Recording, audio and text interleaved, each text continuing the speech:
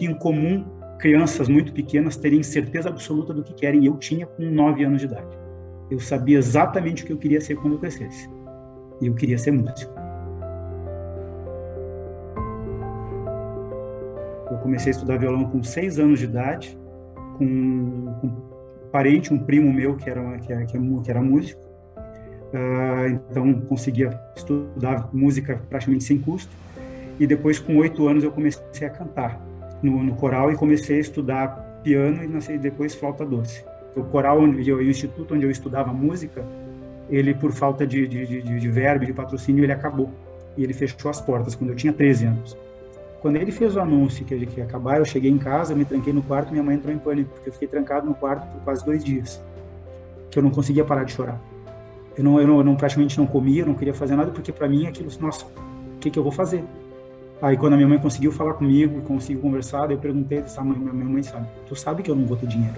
Fiquei muito tempo sem ver nada de música, porque eu não queria mais, aí aquilo travou.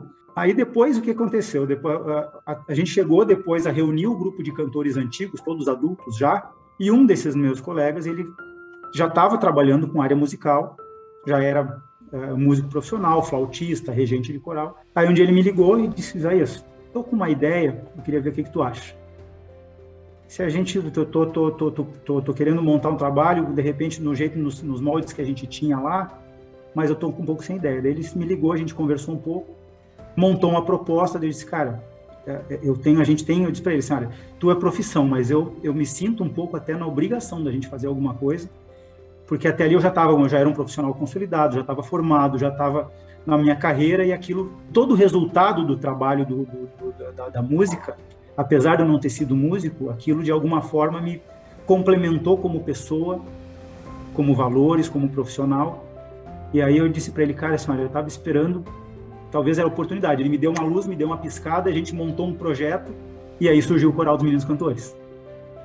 Eu botei na cabeça assim, cara, eu tive tanta coisa boa, e em algum momento aquilo foi tirado de mim porque a minha família não tinha condições. Mas eu tive uma oportunidade, pelo menos por um tempo.